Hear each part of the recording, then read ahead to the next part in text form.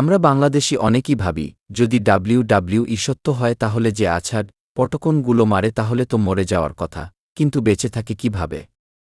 ভিডিওটি শুরু থেকে শেষ পর্যন্ত দেখুন। রেসলিং আসলেই কি সত্য নাকি তাদের সাজানো নাটক?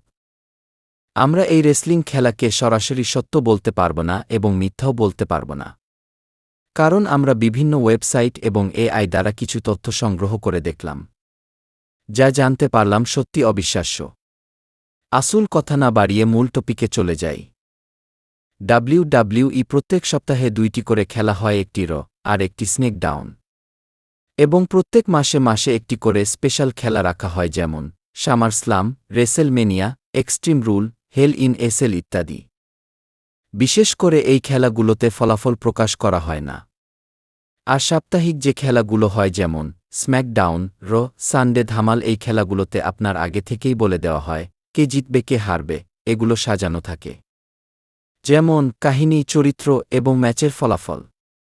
সাপ্তাহিক খেলাগুলো নাটক এবং অভিনয় করা থাকে, যাতে করে সামনের খেলাগুলো আকর্ষণ আরও বেড়ে যায়।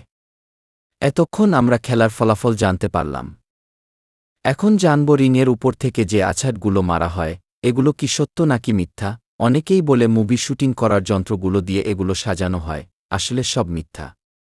আপনি যখন রেসলার হতে যাবেন তখন আপনাকে সরাসরি রিংয়ে পাঠানো হবে না। অনেক পরীক্ষা নিরীক্ষা যাচাই করবে, আপনার ফিটনেস দেখবে, তারপর আপনাকে ওই রিংয়ে পাঠানো হবে। এই তথ্যগুলো বিভিন্ন ওয়েবসাইট এবং এআই দ্বারা সংগ্রহীত করা হয়েছে। যদি ভিডিওটা ভালো লেগে থাকে অবশ্যই একটা লাইক এবং সাবস্ক্রাইব করবেন।